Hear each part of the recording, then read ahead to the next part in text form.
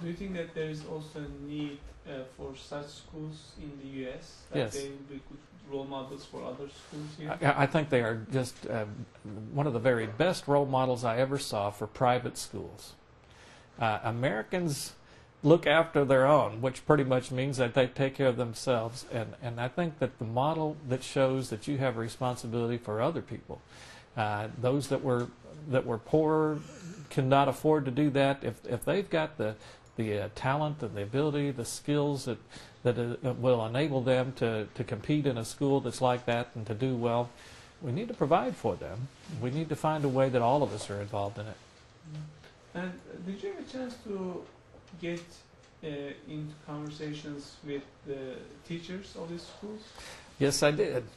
Some of the times I was trying to talk a little bit with the art teachers, because in one of the schools I went through, there were 3 or 4 different art classes. I think I have a picture someplace of 3 art teachers all side by side, which was incredible because most of the schools I went to didn't even have art anymore. And if we did, we had one teacher probably for the whole school that did art. That was very impressive to me. And I talked a little bit with them. We also had another opportunity with a music teacher, I think, to talk a little bit and to do some things. Beyond that, I don't know that I talked with any teachers, about the instruction in the classes, except for the English teachers. The English teachers that sometimes would sit with us while we were eating and translate and try to help a little bit with conversations. And what are things that you were mentioning for the characters of those art teachers or English teachers that you see? Do you see anything different than normal public school teachers in those teachers? Well, I just saw some remarkable teachers, because if they were showing the work that the children were doing, and at varying levels with the different ages of the children, the quality of the art and the talent that was showed there was just dramatic and remarkable. From the youngest to the oldest, you could see little signs of deep creativity and thought, imagination.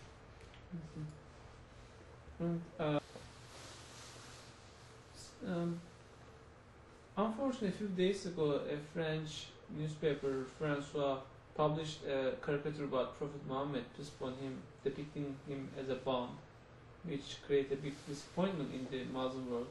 What's your reaction about that? Well, I think it's deeply offensive, and it's insensitive to make depictions and portrayals and things like that of people, of someone like Muhammad, another religious leader or whatever it is like that. It's the very least I could say is it's in poor taste. If I can explain American thoughts on this, our concern in terms of freedom of press and speech is such that we endure, though we're deeply offended, we endure offensive things like that to make sure that those that are offended by what we might say our convictions, our beliefs, our faith, to make sure we still have an opportunity that we can speak if it's offensive to other people. And the history for my own group of Baptists is they threw us in jail, didn't want us to speak. So we were concerned about that freedom of the press and freedom of speech and assembly. They wouldn't let us get together and have a worship service in a home. They'd come and arrest them and take them and throw them in jail in the early days in this country for Baptists that wanted to worship, because it wasn't the authorized faith. So we endure those kinds of things to make sure we have an opportunity that we can speak freely about the things that are most important and deepest to our faith. And at the same time, we do everything we can to counteract whenever somebody does something that offensive. The only consolation perhaps I can offer is that they do things that are deeply offensive to Christians as well in those things. And we do the best we can to not give them any more notoriety, than we can, so that people will ignore it and move on to the things that are most important.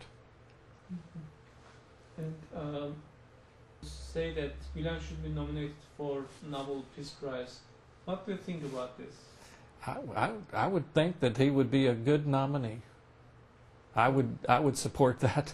What are the reasons that you support his nomination? Well, for Peace Prize? one thing I can see, he is someone who has worked probably his entire life. I at least know that most of what I have read of him and his works has been to try to find a way to build bridges between people of different faiths, to try to find a way to accentuate and highlight what I think are the very best aspects of Islam. I think his schools, they're a model. They should be a model for around the world, I think. And I think that he would be a good nominee for that. I think we've got to find some positive role models to set forth in places in the Islamic world. So we need to find some good role models of our own in the West that can counteract some of the influences that we've got as well. Generally, what do you think about Prophet Muhammad? What do I think about? Muhammad? From my reading and understanding of Muhammad, I think he's probably one of the greatest men who ever lived. Far and away, I think he has had a deeper influence on history. Many times, people would say that that's a more deep influence and profound influence than that of Jesus. I do believe that Muhammad was a prophet. I do believe that there are some common faith that we have with each other. Obviously, as a Christian, there are some things that I accept that Muhammad didn't accept, so we have our differences on that. But I respect the faith, and I respect what he has done to unify Islamic faith, and actually, I think bring the understanding of many people around the world and direct them toward the God of Abraham. And beyond these questions. Beyond the questions? Actually, I got one more question. I forgot the other one. Okay.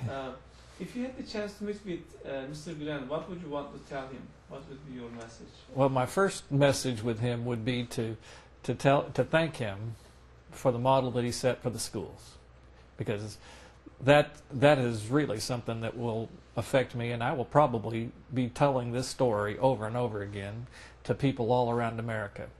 And it's a message that Americans need to hear.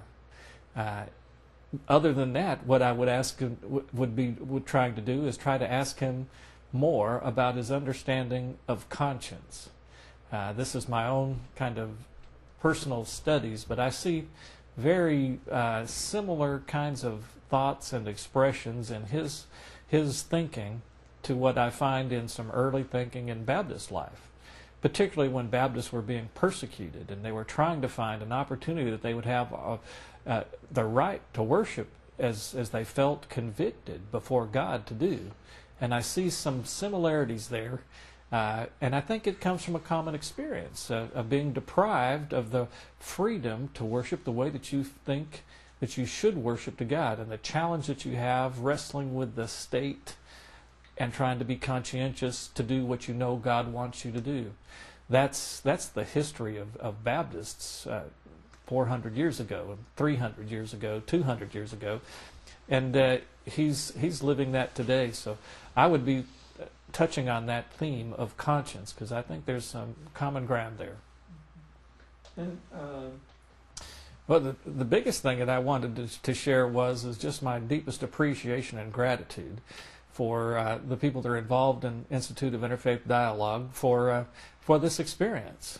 It's one that I think has had a profound impact and influence on my life. It will shape my thinking. It will change some of the messages probably that I share with people, particularly in the state legislature and other places, about education and to other kind of private citizens.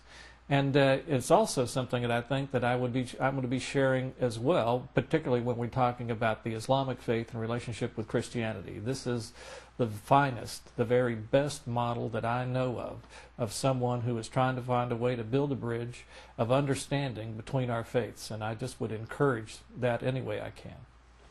Thank you very much.